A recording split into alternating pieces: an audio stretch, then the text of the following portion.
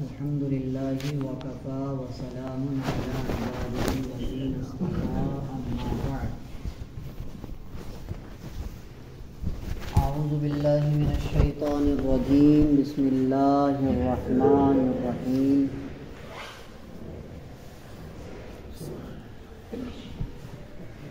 ألهاكم التكاثر حتى زرتم المقابر كلا سوف تعلمون ثم كلا سوف تعلمون كلا لو تعلمون علم اليقين لترون الجحيم ثم لترونها عين اليقين ثم لتسألن يومئذ عن النعيم آمنت بالله صدق الله مولانا العلي العظيم وصدق رسوله النبي الكريم ونحن على ذلك لمن الشاهدين والشاكرين والحمد لله رب العالمين. محترم بھائیو، بزرگوں، دوستو، السلام علیکم ورحمۃ اللہ وبرکاتہ. قرآن پاک کو سمجھنے سمجھانے کا سلسلہ جاری ہے الحمدللہ، اور یہ اللہ کی عظیم دولت ہے کہ اللہ تعالیٰ نے ہمیں قرآن پاک کی محبت عطا فرمائی اور قرآن پاک کو سمجھنے کے لیے وقت نکالنا ہمیں میسر فرمایا.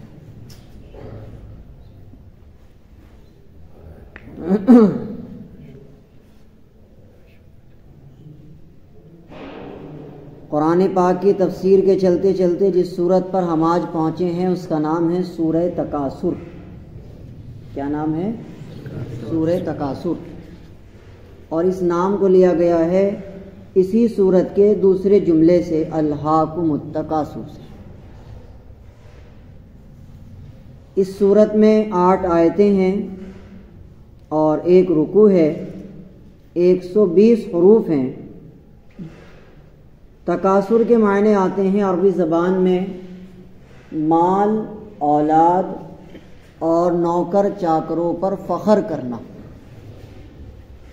مال، اولاد، میرے پاس بہت مال ہے، میرے پاس بہت اولادیں ہیں اور میرے پاس بہت سارے نوکر چاکر ہیں. اس پر کیا کرنا؟ فخر کرنا. اس کو کہتے ہیں تکاثر. یاد رہے گی بات انشاءاللہ. اگر چھوٹے چھوٹے پوائنٹ کو ذہن میں رکھیں تو اس سے پوری بات ذہن میں رہ جاتی ہے. تکاثر کے معنی مال، اولاد اور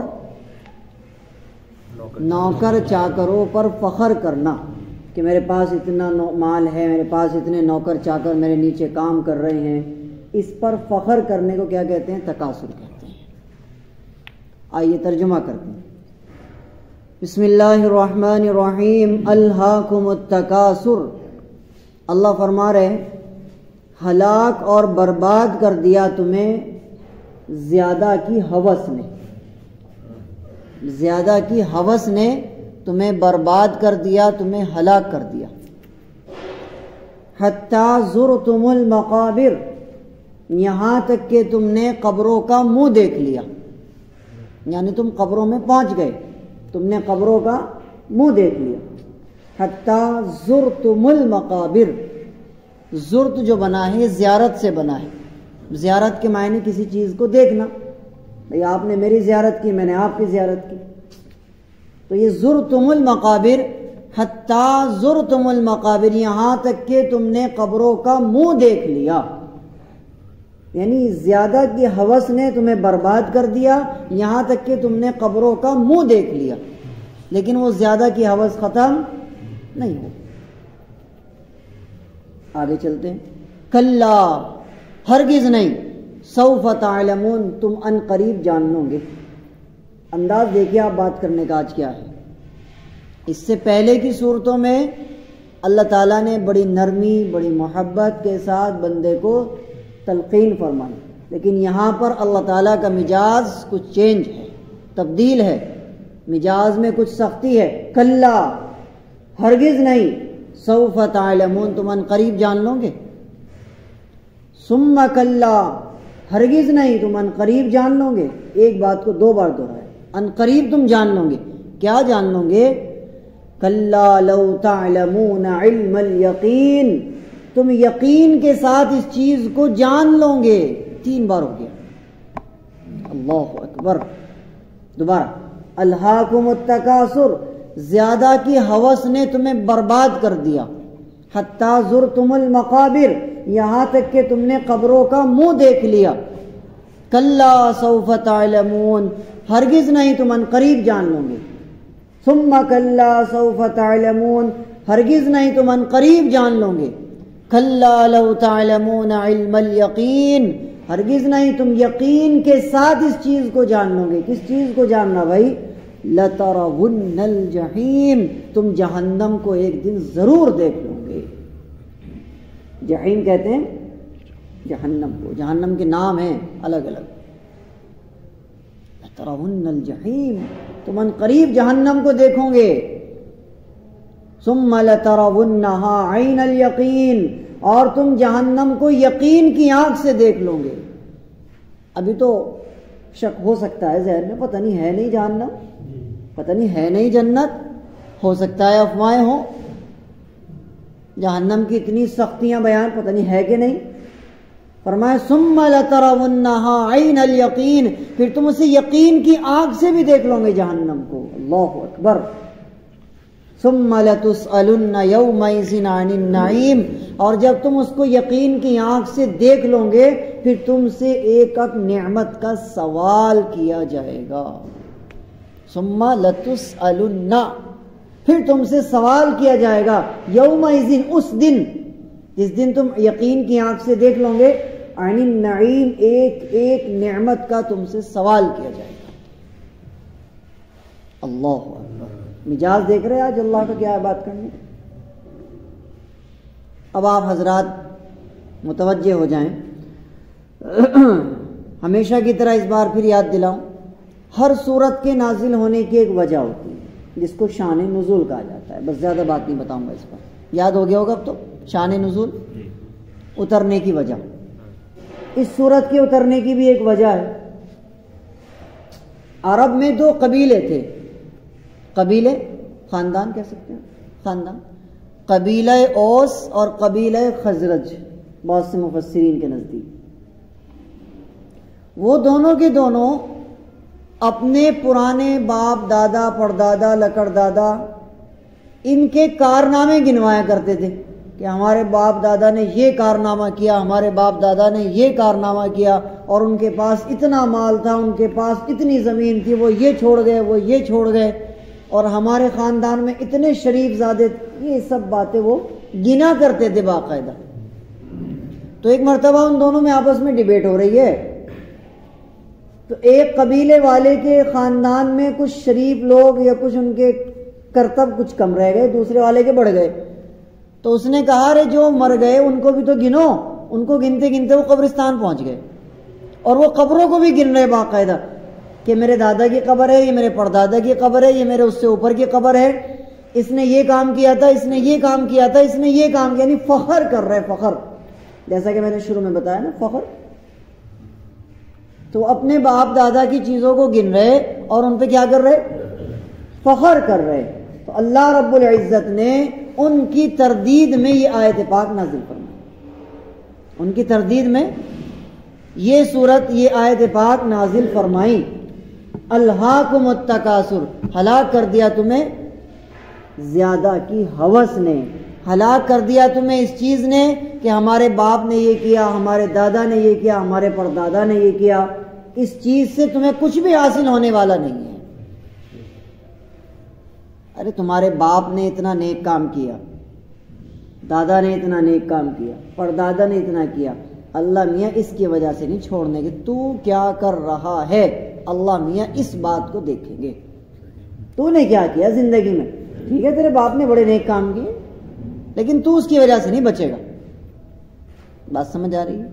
اس صورت میں اللہ تعالیٰ نے بڑی خاص باتیں بیان فرمائی, بڑی خاص باتیں بیان فرمائی. اگر آپ نے ترجمے پر غور کیا, اللہ کے رسول صلی اللہ علیہ وسلم کی حدیث ہے،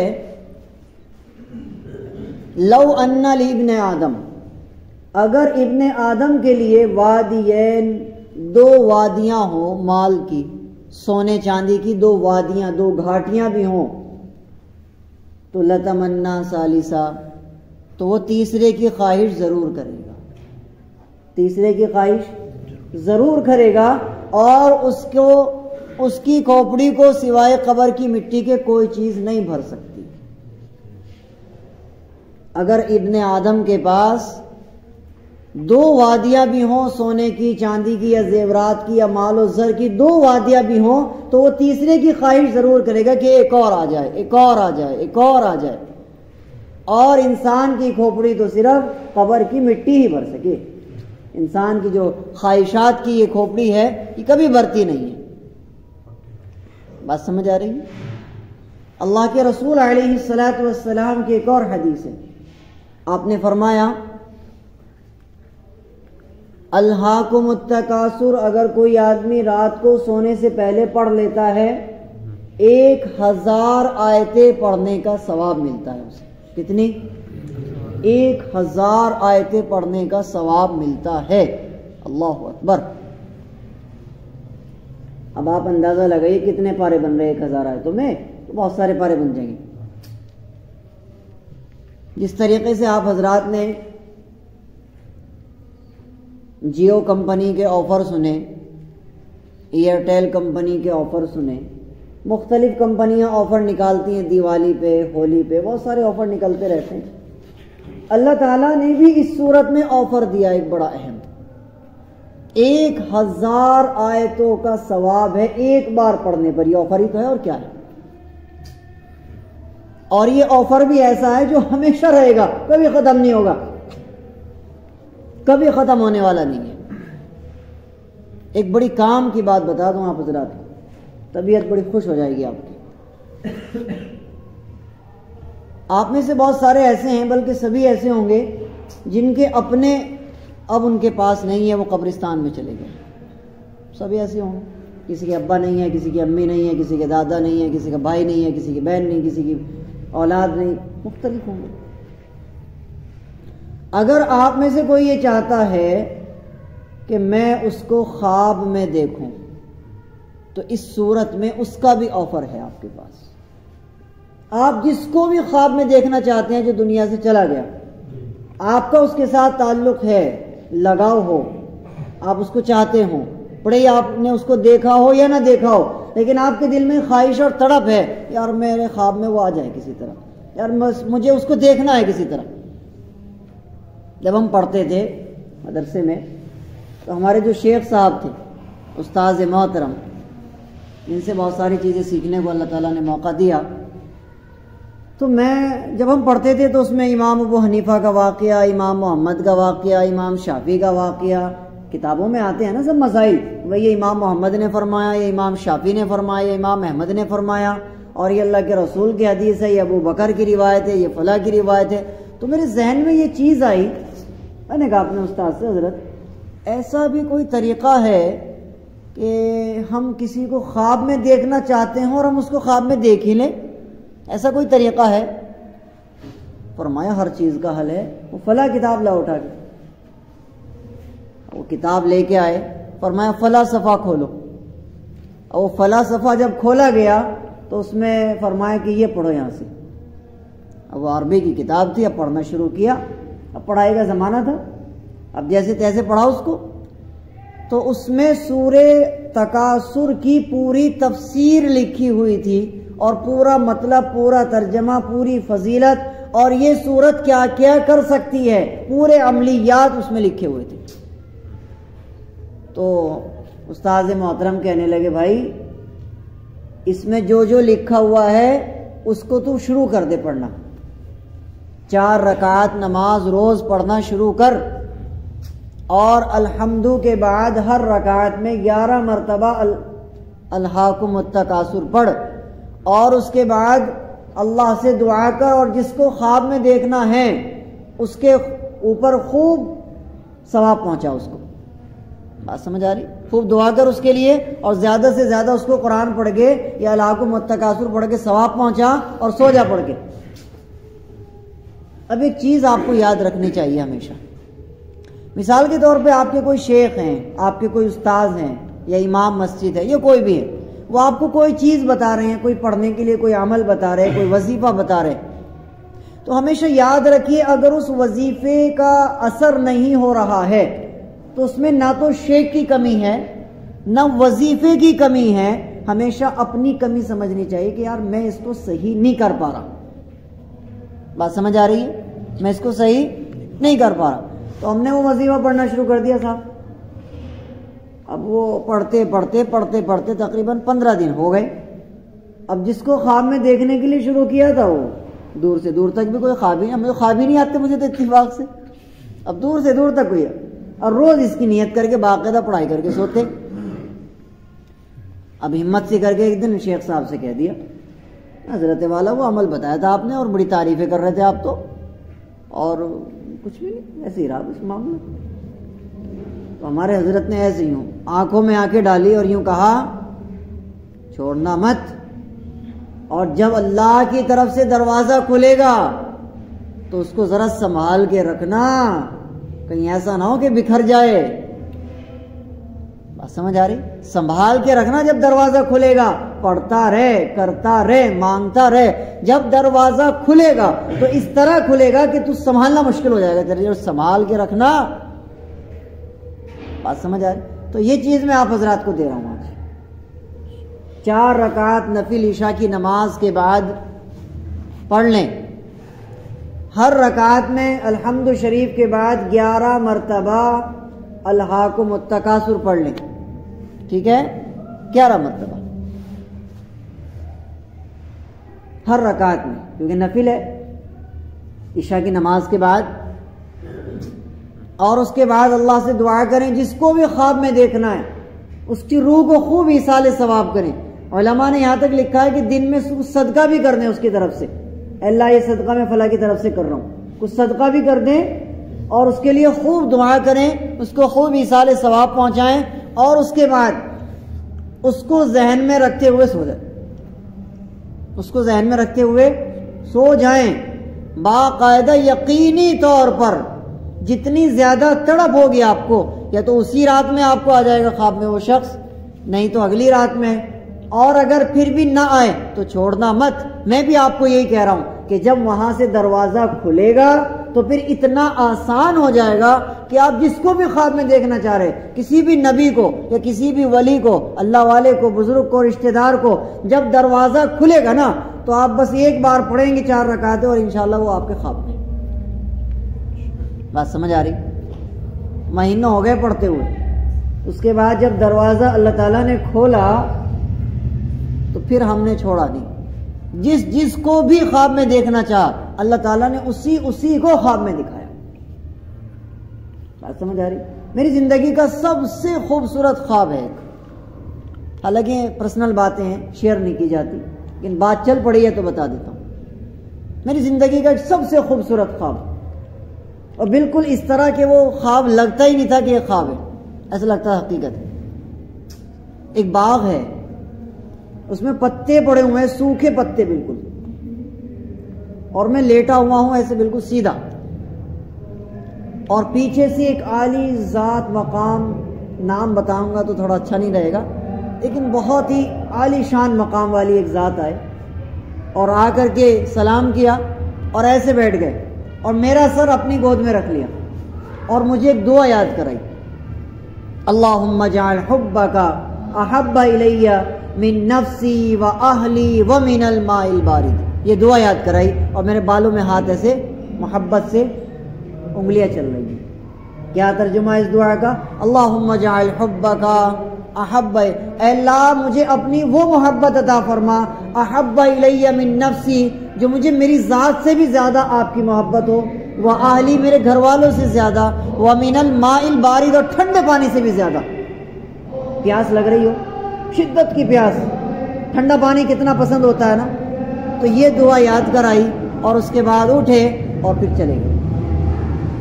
وہ کون تھے اس کی ضرورت نہیں ہے بتانے کی، وہ ہم سب کے محبوب ہیں، ہم سب ان کو دیکھنا چاہتے ہیں، ہم سب ان کے دل دادا ہیں، ہم سب ان کے لیے جان قربان کرنے کو تیار ہیں۔ یہ زندگی کا سب سے حسین ترین خواب تھا، اسی عمل کی برکت سے جو آج میں نے آپ کو تحفے میں دے دیا ہے۔ اس کو یاد رکھے گا عمر بھر انشاءاللہ۔ جس کو بھی خواب میں دیکھنا ہو الہاکم التکاثر کو پابندی سے پکڑ لو، 1000 آیتوں کا ثواب بھی ملتا ہے اس کو ایک بار پڑھنے سے۔ بات سمجھ آ رہی؟ دوسری بات، کیا مسئلہ ہے؟ کوئی مر گیا کیا؟ آج کل مرنے میں بھی چل رہا ہے۔ وہ ایک جگہ دیکھا میں نے، اس میں ایک جنازہ لے کے جا رہے ہو، میت آرتی اور ڈھول باجے بج رہے۔ مائک اٹھا، مائک چلا لیتے ہیں، وہ اپنا مائک چلا رہے ہیں، ہم اپنا مائک چلا لیں۔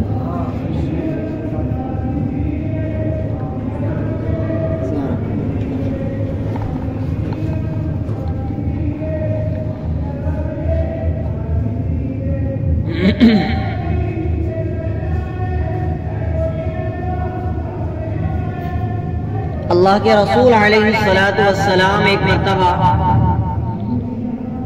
اپنے صحابہ کے پاس سے گزرے۔ صحابہ بیٹھے ہوئے ایک جگہ، اللہ کے رسول صحابہ کے پاس سے گزرے تو صحابہ کو دیکھا آپس میں کچھ باتیں کر رہے۔ اللہ کے رسول علیہ السلام نے پوچھا بھائی کیا باتیں کر رہے ہو؟ فرمایا یا رسول اللہ ہم قبر کے عذاب کے بارے میں شبے میں ہیں کہ قبر کا عذاب ہوگا یا نہیں ہوگا۔ کون کہہ رہے؟ صحابہ۔ نیا نیا ایمان لائے تھے نا، ابھی ذرا سیکھ ہی رہے تھے، ابھی طالب علم ہیں، ابھی پڑھ ہی رہے نا، ابھی نیا نیا ایمان لائے۔ یا رسول اللہ ہم قبر کے عذاب کے بارے میں ڈسکس کر رہے کہ قبر میں عذاب ہوگا یا نہیں ہوگا، یا بس قبر میں انسان کو دبائیں گے اور وہ گل سڑ کے مٹی ہو جائے گا۔ اللہ کے رسول علیہ السلام کو غصہ آ گیا۔ حدیث میں آتا ہے کہ آپ کے یہاں پر ایک رگ تھی جو غصے کی وجہ سے پھڑکنے لگی۔ سمجھ آ رہی؟ آپ نے بھی دیکھا ہوگا بہت سے لوگوں کو نا جب غصہ آتا ہے تو ان کی رگیں پھڑکتی ہیں، یہاں کی رگوں یا کہیں کی بھی رگوں پھڑکنی شروع ہو جاتی ہے نا۔ اللہ کے رسول کے یہاں پہ ایک رگ تھی تو پھڑکنے لگی غصے سے۔ آپ نے فرمایا کیا تم نے سورہ تکاثر کو نہیں پڑھا؟ سورہ تکاثر کو تم نے نہیں پڑھا؟ اللہ تعالیٰ نے کیا سورہ تکاثر میں نہیں فرمایا لَتَرَوُنَّ الْجَحِيمِ؟ لَتَرَوُنَّ الْجَحِيمِ یعنی جب تم قبروں میں پہنچ گئے اس کے بعد تمہیں بتائیں گے، تمہیں یقین دلائیں گے، تمہیں یقین کی آنکھ سے دکھائیں گے، پھر تم جہنم دکھائیں گے ہم۔ کیا تم نے قرآن کی سورت کو نہیں پڑھا؟ تو اللہ تعالیٰ نے مردے کو تو کہا کہ ہم تجھے جہنم دکھائیں گے، تو مطلب جہنم اللہ تعالیٰ وہاں دکھانے پر بھی قادر ہے اور جہنم کا عذاب وہاں پہنچانے پر بھی قادر ہے۔ تب صحابہ اکرام سارے کے سارے مطمئن ہو گئے جتنے بیٹھے ہوئے تھے، اور پھر کھڑے ہو کر کہنے لگے یا رسول اللہ اللہ تعالیٰ سے ہمارے لیے سفارش کریں کہ اللہ تعالیٰ ہماری اس غلطی کو معاف فرما دے۔ بات سمجھ آ رہی ہے؟ اللہ ہماری اس غلطی کو معاف فرما دے۔ تو ہمارا والا نیچے پڑ گیا بھائی مائک، تھوڑا 1-2 منٹ لگے گا کہ جو گزر جائے گا۔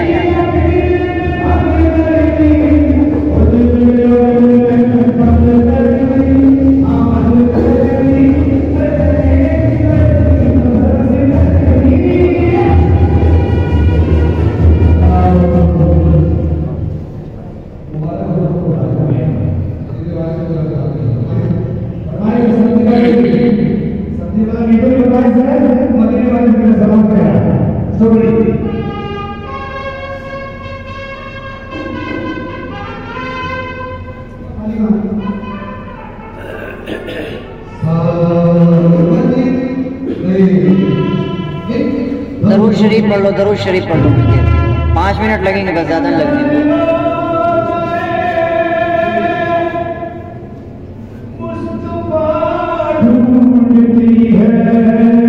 مسلمانوں کی شادی ہے۔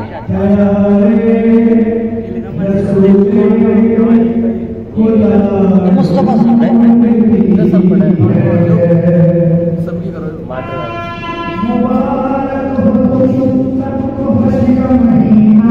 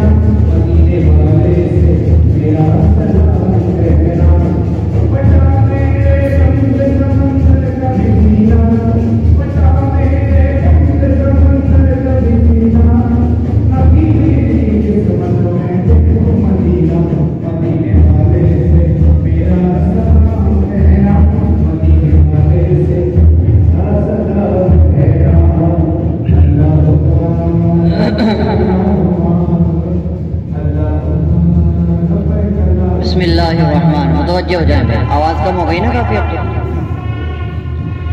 اس صورت میں بہت ساری چیزیں اللہ تعالیٰ اپنے بندوں کو سکھانا چاہتے ہیں، جس میں سے سب سے اہم چیز ہے مال کی محبت کا. اللہ رب العزت نے مذمت بیان فرمائی. الہاکم التکاثر، ہلاک کر دیا تمہیں زیادہ کی ہوس نے. مال کی محبت کو اللہ تعالیٰ کنڈم فرما رہے، مذمت بیان فرما رہے اس کی. ایک تو ہے مال کا کمانا، ایک ہے اس سے محبت کرنا. ان دونوں چیزوں میں فرق ہے میرے بھائی. مال کمانے میں کوئی برائی نہیں ہے، کاروبار کرنے میں کوئی برائی نہیں ہے. باقاعدہ نبیوں نے کام کیا ہے، اللہ کے رسول علیہ السلام نے بھی کام کیا ہے. آپ نے کپڑے کی تجارت کی ہے، ٹھیک ہے، اس کے علاوہ بھی آپ نے کام کیا. تمام نبیوں نے کوئی نہ کوئی کام کیا ہے.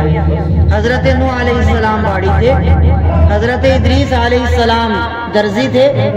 جی، حضرت نوح علیہ السلام دنیا میں سب سے پہلے باڑی تھے. حضرت ادریس علیہ السلام درزی تھے. تو باقی تمام نبیوں نے کچھ نہ کچھ کام ضرور کیا ہے. تو کام کرنے میں کوئی برائی نہیں ہے، پیسہ کمانے میں کوئی برائی نہیں ہے. ایک چیز ہے کام کو ضرورت سمجھ کے کرنا، ایک چیز ہے کام کو زندگی سمجھ کے کرنا کہ یہی میری زندگی ہے بس. تو اللہ تعالیٰ یہاں فرما رہے زیادہ کی ہوس نے تمہیں برباد کر کے رکھ دیا. زیادہ کی ہوس نے تمہیں برباد کر دیا. اس کی مثال آپ اس طرح سمجھ سکتے ہیں، ایک کشتی میں کچھ لوگ بیٹھے ہوئے جا رہے ہیں. کشتی تب تک آدمیوں کو لے کے جائے گی جب تک پانی اس کے اندر نہ آ جائے. اگر پانی اندر آ گیا، بات سمجھ آ رہی، تو وہ کشتی ڈوب جائے گی، وہ کشتی برباد ہو جائے گی. سمجھ، سامان بھی سارا ڈوب جائے گا، لوگ بھی جتنے اس کے اندر ہیں سب مر جائیں گے. اسی طریقے سے مال، اسباب، دنیا میں ہمیں رہنا ہے تو کھانا کمانا تو پڑے گا، لیکن اس کی محبت کو دل میں نہیں آنے دینا، جیسے سمندر کا پانی کشتی میں نہیں آنے دینا. اب آپ کے ذہن میں سوال پیدا ہوگا، مولانا پتہ کیسے چلے گا کہ میرے دل میں مال کی محبت ہے یا نہیں، دنیا کی محبت ہے یا نہیں؟ پتہ کیسے چلے گا؟ سوال ہے نہیں بھائی، مجھے کیسے پتہ چلے گا کہ میرے دل میں مال کی محبت ہے یا نہیں؟ کیسے معلوم ہوگا؟ جب اللہ کا کوئی حکم آپ تک پہنچے تو آپ اگر اس وقت بھی اپنی دنیا میں لگے ہوئے ہیں تو مطلب یہ ہے کہ آپ کے دل میں ابھی دنیا کی اور مال کی محبت ہے. یہ پہچاننے کا طریقہ ہے. اللہ کا حکم آیا حی علی الصلاۃ، آؤ نماز کی طرف. آپ ابھی کام کر رہے، آپ ابھی بہانہ بنا رہے کہ ابھی میں کام کر لوں، میں بھی چائے پی لوں، میں بھی، میرے پاس گاہک کھڑے ہوئے ہیں، میرے ہاتھ میں تقاضے کا کام ہے، میرے کپڑے گندے ہو رہے ہیں، میرے کپڑوں پہ چھینٹیں آ گئی تھی. بہت سے ایسے ہمارے نوجوان وہ یہ کہتے ہیں کہ جی مولانا وہ پیشاب کر کے استنجا ہی نہیں کیا ہم نے. مسلمان ایسا بھی کرتا ہے کیا؟ کئی لوگ آتے ہیں نا مسئلہ پوچھنے میں، ان سے کہتے ہیں کہ نماز پڑھ لو، آ جاؤ کہ جی وہ پیشاب کیا تھا، استنجا نہیں کیا. اللہ اکبر، کیسی کیسی باتیں ہوتی ہیں بھائی. اس سے معلوم ہوتا ہے کہ دل میں اللہ کی محبت زیادہ ہے یا دنیا کی محبت زیادہ ہے. بات سمجھ آ رہی ہے؟ اب رمضان آ رہا ہے، رمضان میں اکثر لوگ زکوٰۃ دیا کرتے ہیں، الحمدللہ، ٹھیک ہے نا. آپ کے اوپر بھی زکوٰۃ فرض ہے اگر، تو آپ اس میں بہانے بنا رہے ہیں، میرے اوپر تو زکوٰۃ ہی نہیں ہے. آپ اٹکل سے زکوٰۃ دے رہے، آپ بغیر حساب لگائے ضرورت سے بس آپ ایسی رسیدیں بنوا رہے. نہیں نہیں نہیں، آپ پورا حساب لگوائیے کسی عالم دین سے. آپ کے پاس سونا کتنا ہے، آپ کے پاس چاندی کتنی ہے. سب سے آسان طریقہ کیا ہے زکوٰۃ دینے کا؟ جتنا بھی بیگم کے جسم پر ہے سونا چاندی یا الماری میں موجود ہے، سب کا سب لے کر کے سنار کے پاس جاؤ اور اس سے معلوم کرو کہ آج کی ڈیٹ میں اس کی کتنی قیمت بنتی ہے سونے اور چاندی. ٹھیک ہے، وہ استعمال میں آ رہا ہو یا رکھا ہوا ہو، سب کا سب لے کے جاؤ جتنا بھی ہے. سونے چاندی کا وزن کراؤ اور اس سے معلوم کر لو کہ آج کی تاریخ میں اس کا کتنی ڈیمانڈ ہے اس کی اور کتنی قیمت بن رہی ہے اس کی. بات سمجھ آ رہی ہے؟ تو اگر 10,000 روپے ہے تو 250 روپے آپ اس میں سے ادا کر دیں. 1,00,000 روپے بن رہے ہیں اس کی قیمت، تو 2,500 روپے زکوٰۃ ادا کر دیں. یہ میں نے بڑی آسان سی شکل بتا دی آپ کو، بہت آسان سی شکل ہے. ویسے تو زکوٰۃ کے مسائل اتنے باریک ہیں، کسی عالم دین سے ملیں اور اس سے معلوم کریں کہ جی ہمارے پاس اتنا سونا ہے، اتنی چاندی ہے، اتنی زمین ہے، کس طریقے سے ہم رمضان میں زکوٰۃ دیں مولانا، اور کس کو زکوٰۃ دیں۔ باقاعدہ آپ کو فکر ہونی چاہیے اس چیز کی کہ مجھے اللہ کا ایک حکم پورا کرنا ہے، زکوٰۃ ادا کرنی ہے، تو باقاعدہ عالم دین سے ہمیں ملنا چاہیے۔ کیا خیال ہے؟ اب لوگ یہ کہتے ہیں کہ جی مولانا 1 لاکھ پہ 2,500 روپے نکالنے پڑیں گے، یہ تو بہت سارے پیسے نکالنے پڑیں گے، زمین ماشاءاللہ کھیت کی بہت ساری ہے، اس میں تو بہت سارے پیسے نکالنے پڑیں گے، ہمارے پاس پلاٹ بھی ہے، سونا چاندی بھی ہے، بینک بیلنس بھی، تو بہت سارے پیسے۔ تو میں یہ کہتا ہوں یہی تو ہے مال کی محبت، اللہ اسی کو منع فرما رہے، الہاکم التکاثر، تمہیں زیادہ کی ہوس نے برباد کر کے رکھ دیا، حتی زرتم المقابر، یہاں تک کہ تم نے قبروں کا منہ دیکھ لیا۔ اللہ کے رسول صلی اللہ علیہ وسلم نے ایک مرتبہ صحابہ سے پوچھا، مسجد میں بیٹھے ہوئے ممبر پہ، اللہ کے رسول نے صحابہ سے پوچھا، میرے صحابہ ایک بات پوچھوں؟ سارے صحابہ نے کہا جی یا رسول اللہ، حکم فرمائیں۔ اللہ کے رسول علیہ السلام نے فرمایا، بتاؤ انسان کا اپنا مال کون سا ہے؟ انسان کا اپنا مال کون سا ہے؟ سارے صحابہ نے کہا یا رسول اللہ، ہمارا اپنا مال وہ ہے جو ہمارے پاس ہے، جو ہمارے پاس ہے، پیسے، مکان، زیور، جو بھی کچھ ہمارے پاس ہے وہ ہمارا اپنا ہے۔ اللہ کے رسول نے فرمایا غلط، جو تم نے کھا لیا، جو تم نے پہن کر پرانا کر دیا، اور جو تم نے اللہ کے راستے میں خرچ کر دیا، بس وہ تمہارا مال ہے، باقی تو سب تمہارے وارثین کا ہے، تم اپنے اولاد کے لیے چھوڑ کے چلے جاؤ۔ جو تم نے کھا لیا وہ تمہارا ہے، جو تم نے پہن کے پرانا کر دیا وہ تمہارا ہے، یہ حدیث ہے، اور جو تم نے اللہ کے راستے میں خرچ کر دیا مال وہ تمہارا ہے، اس کے علاوہ تمہارا کوئی مال نہیں ہے۔ اللہ کے رسول نے اگلی بات پھر معلوم کر لی، اے میرے صحابہ مجھے بتاؤ، انسان کو اپنے مال کا خیال رکھنا چاہیے یا اپنے وارثین کے مال کا خیال رکھنا چاہیے؟ وارث سمجھ رہے ہیں نا، ہمارے وارث کون ہیں؟ ہماری اولادیں، بھائی بہن سب وارث ہیں ہمارے، ٹھیک ہے نا؟ تو اللہ کے رسول سوال کر رہے صحابہ سے، میرے صحابہ انسان کو اپنے مال کا فکر ہونا چاہیے یا پھر اپنے وارثین کے مال کا فکر ہونا چاہیے؟ صحابہ نے کہا یا رسول اللہ اپنے مال کا فکر ہونا چاہیے۔ فرمایا تمہارا مال کون سا ہے؟ جو تم نے کھا لیا وہ تمہارا ہے، جو تم نے پہن کے پرانا کر دیا وہ تمہارا ہے، اور جو تم نے اللہ کے راستے میں مال کو خرچ کر دیا وہ تمہارا ہے، باقی تو تمہارا سانس نکلا اور سب تم اپنے وارثین کے لیے چھوڑ کے چل دو گے۔ آج میں بیٹھا ہوا ہوں، سانس نکل جائے تو جو بھی کچھ ہے وہ سب میرے وارثین کا ہے، میرا مال کون سا ہوا؟ میرا تو کوئی مال نہ ہوا سوائے اس کے جو میں نے اللہ کے نام پر خرچ کر دیا۔ اور خرچ بھی کس طرح کیا؟ خرچ بھی اس طرح کیا کہ دائیں ہاتھ سے دیا ہو اور بائیں ہاتھ کو پتہ نہ چلا ہو، وہی تو اللہ کے یہاں قبول ہے۔ دکھاوے کے طور پر مال کو خرچ کرنا یا لوگوں سے واہوائی حاصل کرنے کے لیے مال کو خرچ کرنا وہ تو اللہ کے یہاں قابل اعتبار ہی نہیں ہے۔ بات سمجھ آ رہی ہے؟ تو لہٰذا اس چیز پر ہمیں غور و فکر کرنا ہے۔ الہاکم التکاثر، ہلاک کر دیا تمہیں زیادہ کی ہوس، زیادہ زیادہ زیادہ۔ ہمیشہ یاد رکھیے میری بات کو، بڑی قیمتی بات بتا رہا ہوں میں آپ کو، ہمیشہ یاد رکھیے گا۔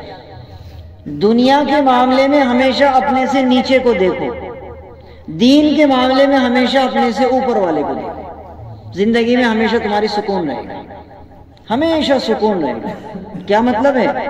دنیا کے معاملے میں ہمیشہ اپنے سے نیچے کو دیکھو، تم جس لیول کی بھی زندگی گزار رہے ہو، تمہارے گھر میں سادہ کھانا بن رہا ہے، مرغ و مسلم نہیں بن رہے، تو ان کو مت دیکھو جو مرغ و مسلم کھا رہے ہر وقت، ان کو مت دیکھو، ان کو دیکھو جن کو یہ بھی نصیب نہیں ہو رہا ہے۔ تمہارے پاس سادہ لیول کا مکان ہے، سادہ مکان ہے، ان کو مت دیکھو جن کے پاس عالیشان بنگلے ہیں، ان کو دیکھو جن کے پاس جھوپڑیاں ہیں، جی فٹ پاتھ پہ پڑے ہوئے ہیں، ان کے پاس جھوپڑی بھی نہیں ہے، فٹ پاتھ پہ پڑے ہوئے ہیں، اسٹیشن پہ پڑے ہوئے ہیں، ان کو دیکھو۔ ان کو مت دیکھو جن کے پاس بڑی مہنگی گاڑیاں ہیں، تمہارے پاس سستی گاڑی ہے، ان کو مت دیکھو کبھی بھی، بلکہ ان کو دیکھو جن کے پاس گاڑی ہے ہی نہیں، تو تمہارے دل سے شکر نکلے گا۔ بات سمجھ آ رہی؟ ان کو دیکھو جن کے پاس سائیکل بھی نہیں ہے، تمہارے دل سے شکر ادا ہوگا۔ ان کو دیکھو جن کے پاس پیر ہی نہیں ہیں، وہ لنگڑے ہیں، بیساکھی لے کے چل رہے، تو تمہارے دل سے کیا ہوگا؟ شکر نکلے گا۔ اور اگر تم ہمیشہ اپنے سے اوپر والے کو دیکھو گے، یار اس کے پاس اتنی اعلیٰ گاڑی ہے، اس کے پاس اتنا اعلیٰ مکان ہے، اس کے پاس اتنا اچھا سب کچھ ہے، میرے پاس تو کچھ بھی نہیں ہے، تو ناشکرے ہی بنو گے ہمیشہ۔ کیا بنو گے؟ ناشکرے ہی بنو گے۔ دین کے معاملے میں ہمیشہ اپنے سے اوپر کو دیکھو۔ تم 5 ٹائم کی نماز پڑھ رہے تو اس کو کافی نہ سمجھو، اپنے سے اوپر کو دیکھو۔ بہت لوگ ایسے ہیں جو تہجد بھی پڑھ رہے پابندی سے، بہت لوگ ایسے ہیں جو اشراق بھی پڑھ رہے پابندی سے، بہت لوگ ایسے ہیں جو چاشت بھی پابندی سے پڑھ رہے، بہت ایسے ہیں جو تحیت الوضونی کا بھی چھوڑتے، بہت ایسے ہیں جو تحیت المسجدنی کا بھی چھوڑتے، بہت ایسے ہیں جو اوابین نہیں چھوڑتے ہیں بھائی، پورے سال الحمدللہ بڑی پابندی کرتے ہیں۔ بات سمجھ آ رہی ہے؟ تو دین کے معاملے میں ہمیشہ اپنے سے اوپر والے کو دیکھو، تو تم زیادہ کرنے کی خواہش اپنے اندر دیکھو گے پھر انشاءاللہ۔ اگر تم تھوڑا صدقہ دے رہے ہیں تو یہ کافی نہ سمجھو یار میں دے رہا ہوں، اللہ کا شکر۔ ہمیشہ یہ دیکھو کہ یار بہت لوگ ایسے ہیں جو میرے سے زیادہ بھی صدقہ اور خیرات کر رہے ہیں، تو آپ کو اور زیادہ صدقہ دینے کی خواہش پیدا ہوگی، اور زیادہ زکوٰۃ دینے کی خواہش پیدا ہوگی، اور زیادہ عبادت کرنے کی خواہش پیدا ہوگی۔ دین کے معاملے میں اپنے سے اوپر والے کو دیکھو، دنیا کے معاملے میں ہمیشہ اپنے سے نیچے والے کو دیکھو، زندگی میں ہمیشہ سکون رہے گا انشاءاللہ۔ تو اس آیت پر ہمیں غور کرنا ہے، بار بار کہہ رہا ہوں ایک ہی بات کو، الہاکم التکاثر، زیادہ کی ہوس نے تمہیں برباد کر کے رکھ دیا، حتی زرتم المقابر، یہاں تک کہ تم نے قبروں کا منہ دیکھ لیا، کلا سوف تعلمون، ہرگز نہیں تم ان قریب جانو گے، ثم کلا سوف تعلمون، ہرگز نہیں تم ان قریب جانو گے، کلا لو تعلمون علم الیقین، ہاں تم یقین کے ساتھ اس چیز کو جانو گے، لترون الجحیم، تم جہنم کو دیکھو گے، اپنی آنکھ سے جہنم کو دیکھو گے، ثم لترونها عین الیقین، اور تم اس کو یقین کی آنکھ سے دیکھو گے، یقین کی آنکھ سے تم جہنم کو دیکھو گے۔ حدیث میں آتا ہے اللہ کے رسول علیہ السلام سے سوال کیا گیا، یا رسول اللہ یہ جنت کہاں ہے؟ آپ نے فرمایا 7ویں آسمان پر۔ یا رسول اللہ جہنم کہاں ہے؟ آپ نے فرمایا 7ویں زمین کے نیچے۔ یہ بھی شاید آپ حضرات کے لیے نئی بات ہو، اس کو ذہن میں رکھیے گا، جہنم زمین کے نیچے اللہ تعالیٰ نے بنائی، اور جنت آسمانوں کے اوپر اللہ تعالیٰ نے بنائی۔ بات سمجھ آ رہی ہے؟ آگے فرمایا ثم لتسألن یومئذ عن النعیم، پھر اللہ رب العزت تم سے ایک ایک نعمت کے بارے میں سوال کریں گے۔ صحابہ کرام اللہ کے رسول سے سوال کرتے ہیں، یا رسول اللہ ہم سے کون کون سی نعمتوں کا سوال کرے گا؟ اللہ کے رسول علیہ السلام نے جو جواب دیا وہ یقیناً بڑا خطرناک ہے۔ اللہ کے رسول نے فرمایا اللہ تم سے روٹی کا بھی سوال کرے گا، اللہ تم سے پانی کا بھی سوال کرے گا، اللہ تم سے کھجور کا بھی سوال کرے گا، اللہ تم سے نمک کا بھی سوال کرے گا۔ اللہ اکبر۔ اور تم میں سے بہت لوگ ایسے ہوں گے جن کو اللہ تعالیٰ بغیر حساب و کتاب، بغیر سوال و جواب کے جنت میں داخل کر دے گا۔ اللہ ہم سب کو انہی میں سے بنا دے۔ ہم پانی کا حساب دے پائیں گے؟ ہم نمک کا حساب دے پائیں گے؟ کھانے کا، کھجور کا کوئی بھی حساب نہیں دے پائیں گے۔ اگر اللہ نے ہمیں اپنے سامنے ہی کھڑا کر لیا کہ لاؤ حساب دو، تم نے میری اس قدر نعمتیں کھائیں اور پی ہیں، تو میرے پاس کوئی جواب نہیں ہے، ہمارے پاس کوئی جواب نہیں بنے گا۔ اللہ سے ہمیشہ یہ دعا کرنی چاہیے، اے اللہ بغیر حساب و کتاب والوں میں ہمارا بھی شمار کر دے میرے مولا۔ ذہن میں رہیں گے باتیں انشاءاللہ۔ اللہ مجھے اور آپ کو خوب عمل کی توفیق عطا فرمائے۔ اچھا، اس سورت کے تعلق سے کچھ فضائل بھی ہیں، ان کو بھی ذہن میں رکھنا ہے۔ علماء نے کتابوں میں لکھا ہے، اگر کوئی آدمی مال کا بڑا حریص ہے، بڑا لالچ ہے اس کے دل میں، مال مال مال، ہر وقت مال، یا پھر کوئی انسان ایسا ہے کہ اس کو خود لگتا ہے یار میرے دل میں کس قدر مال کی محبت ہے۔ بہت سے لوگ ایسے ہوتے ہیں نا، ان کا دل زندہ ہوتا ہے، ان کو اپنی برائیاں نظر آتی ہیں، دوسروں کی آئیں نہ آئیں ان کو اپنی برائیاں نظر آتی ہیں۔ بہت سے لوگوں کے دل ابھی زندہ ہیں۔ تو اگر کوئی آدمی ایسا ہے کہ اس کو لگتا ہے کہ مجھے مال کی بڑی محبت ہے، اتنی نہیں ہونی چاہیے، تو فجر کی نماز کے بعد 3 مرتبہ الہاکم التکاثر کی سورت پڑھ کے اپنے اوپر دم کر لے، 71 دن تک، 71 دن تک 3 مرتبہ، بس زیادہ تو نہیں ہے، 3 مرتبہ پڑھ کے اپنے اوپر دم کر لے اچھے سے، مال کی محبت دل سے نکل جائے گی۔ بات سمجھ آ رہی؟ دیکھو میں یہ کہہ رہا ہوں، بار بار یاد رکھنا، مال کمانے میں کوئی برائی نہیں ہے، لیکن مال کی محبت دل میں رکھنے میں برائی ہے۔ دنیا کو کیسا سمجھنا ہے؟ جیسے ایک بیت الخلا، ٹوائلٹ، ضرورت کے مطابق ہم وہاں جاتے ہیں۔ کوئی شوق میں جائے بیت الخلا؟ شوق میں تو کوئی نہیں جا رہا نا، جب ضرورت ہے تب جاتا ہے۔ شوق میں کوئی وہاں بیٹھا رہے؟ نہیں نا، جتنا ضرورت ہے اتنا ہی بیٹھتا ہے۔ ویسے آج کل جو نئے عمر کے لڑکے ہیں وہ موبائل لے کے جائیں، میں نے دیکھا بہت سے لوگوں سے سنا بھی میں نے، بہت سے ابا بتاویں ہمیں کہ جی ہمارے بچہ بڑا عجیب ہے، موبائل لے کے جا رہے ہیں کیا بیت الخلا میں؟ کیا جی میں اتنی دیر کیا کروں وہاں بیٹھ کے؟ اللہ بھائی حد ہو گئی، کیا بدتمیزی کی بات ہے، موبائل کا کیا ضرورت ہے وہاں؟ بات سمجھ آئی؟ ہمارا ایک جانکار ہے وہ بتا رہا تھا کہ جی وہ میرا بیٹا نہانے کے لیے جا رہا، موبائل ساتھ لے جا رہا غسل خانے۔ میں نے پوچھا کیا کرے گا تو موبائل کا وہاں، کہ اتنی دیر بالٹی بھرے گی میں کیا کروں گا؟ بات سمجھ آ رہی ہے؟ تو بیت الخلا میں جتنی ضرورت ہے اتنی ہی تو دیر بیٹھے گا آدمی، جب ضرورت ہے تب جائے گا، اور جتنی ضرورت ہے اتنا بیٹھے گا۔ دنیا بھی میرے بھائی بالکل اسی طریقے سے ہے، ضرورت کے مطابق آپ یہاں رہیں گے، اور جب اللہ رب العزت بلائیں گے ہم یہاں سے چل دیں گے، تو ضرورت کے مطابق آپ مال کمائیے، لیکن مال کی محبت کو دل میں مت آنے دیجیے۔ اور دل میں آنے کی علامت کیا ہے کہ مال کی محبت دل میں آ گئی؟ اللہ کا حکم آ رہا ہے اور آپ بہانے بنا رہے ہیں، تو مطلب آپ کے دل میں مال کی محبت ہے۔ ذہن میں رہے گی بات انشاءاللہ؟ تو اگر کوئی آدمی ایسا ہے اس کو لگتا ہے یار میرے دل میں بڑی محبت ہے مال کی، میں ہر وقت مال مال پیسہ پیسہ پیسہ، میں پیسے کے پیچھے پاگل ہوں بالکل، یا کوئی دوسرا بندہ ہے اور آپ چاہتے ہیں یار اس کو اتنی محبت نہ ہو پیسے کی، ہے جی مال کی اتنی محبت نہ ہو اسے، تو آپ 3 مرتبہ فجر کی نماز کے بعد پڑھ کر کے اپنے اوپر دم کر لیں، سامنے والے پر دم کر دیں، 71 دن تک آپ یہ عمل کریں گے، انشاءاللہ مال کی محبت اس کے دل سے نکل جائے گی۔ اسی طریقے سے اگر کوئی بندہ ایسا ہے وہ بے پناہ کنجوس ہے، بہت سے لوگ ہوتے ہیں نا مکھی چوس، بالکل ہی مال خرچ کرتے ہی نہیں، ظالم روپیہ نکالتے ہی نہیں، نہ حج کر پایا، نہ عمرہ کر پایا، نہ اپنی صحت کا خیال کر پایا، کچھ نہیں کرا زندگی میں، اکٹھا ہی کر رہا کہ میری 7 نسلیں بھی کھائیں، اتنا اکٹھا کر رہا، بالکل کنجوس آدمی ہے۔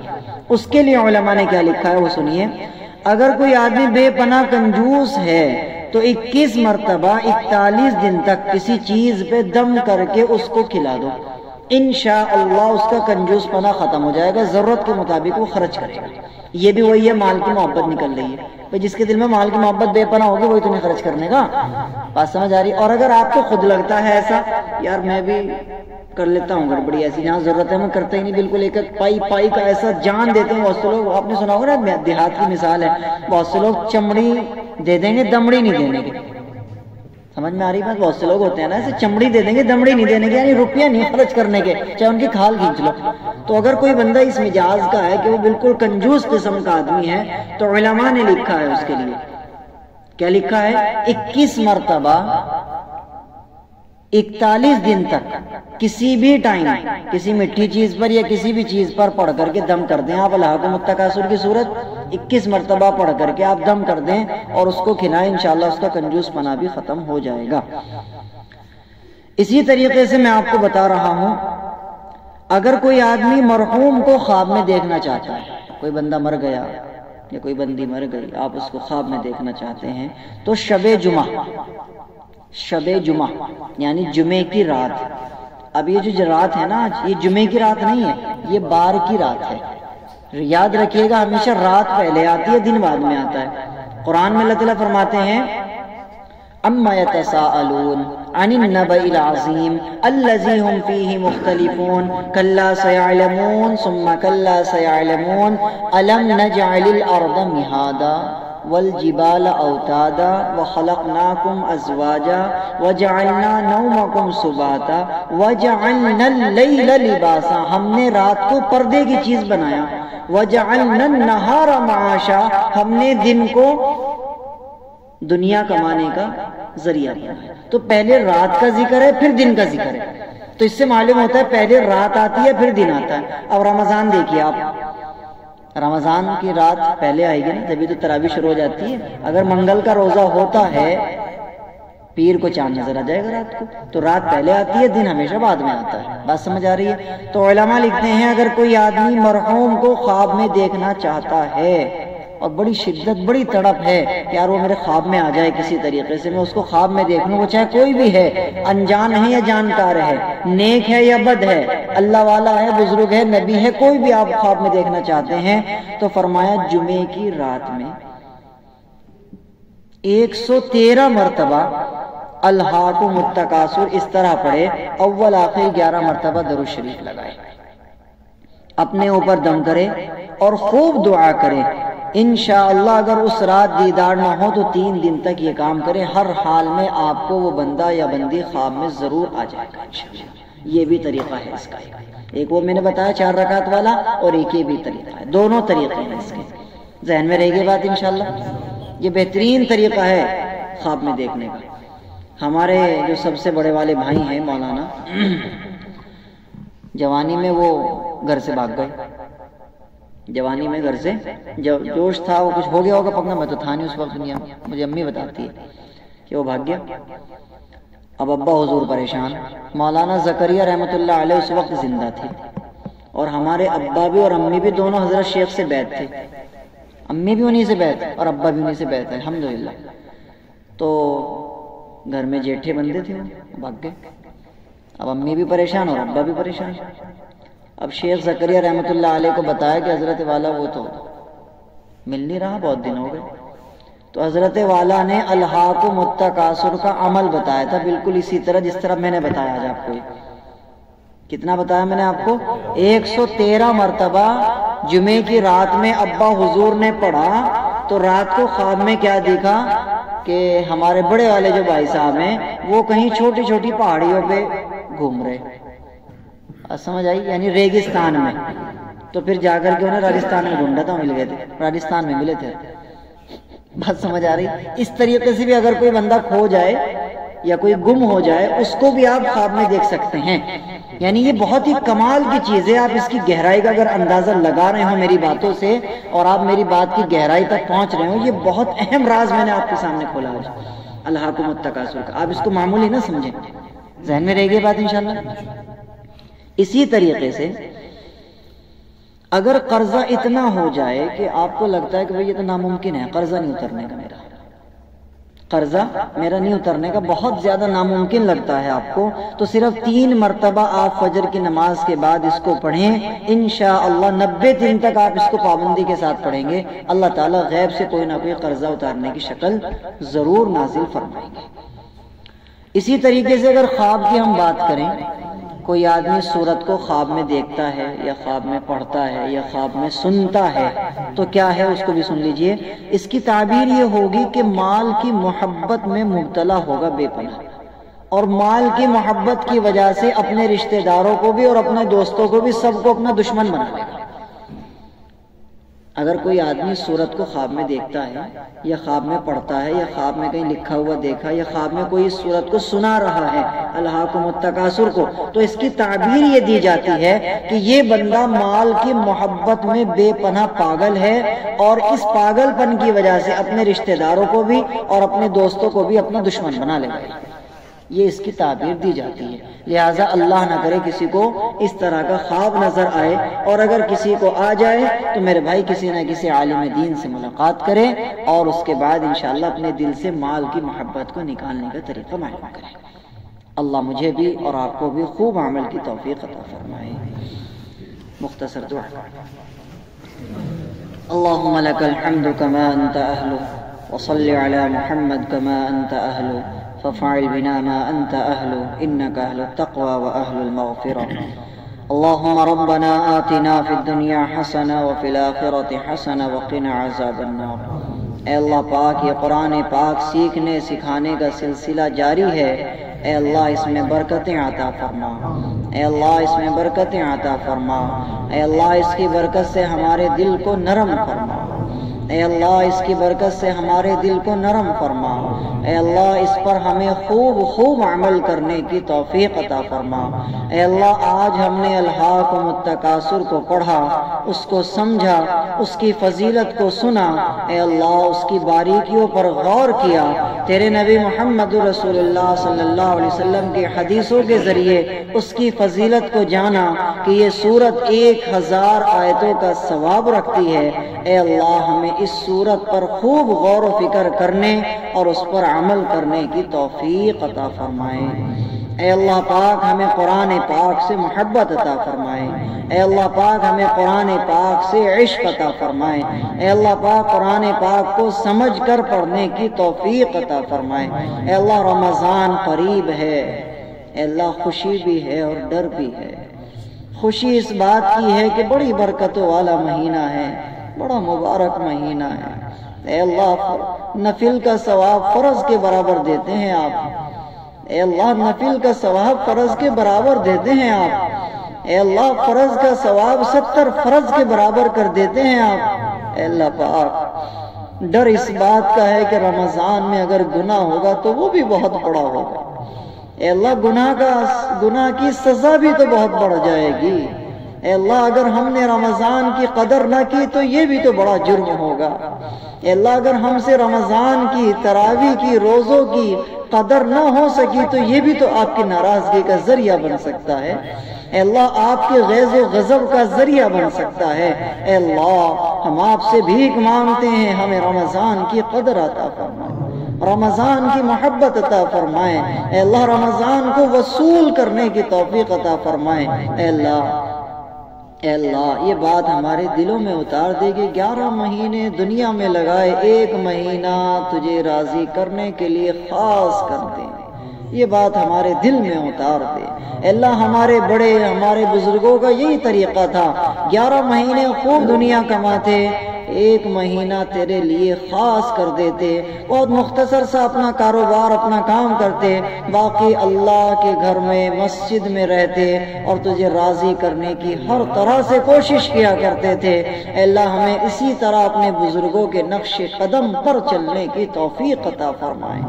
اے اللہ اطمینان سے قرآن سننے والا بنا دے، اطمینان محبت سے قرآن پڑھنے والا بنا دے۔ اے اللہ روزہ رکھ کر روزے کی حفاظت کرنے والا بنا دے۔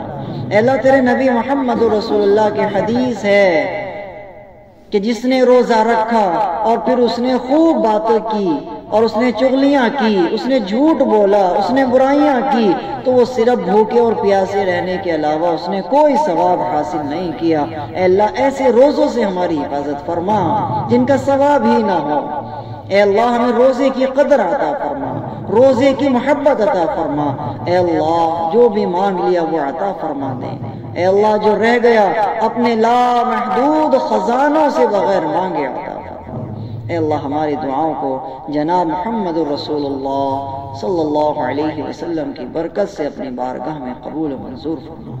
صلی اللہ تعالی علی خیر خلقہ محمد وآلہ واصحابہ اجمعین برحمتک یا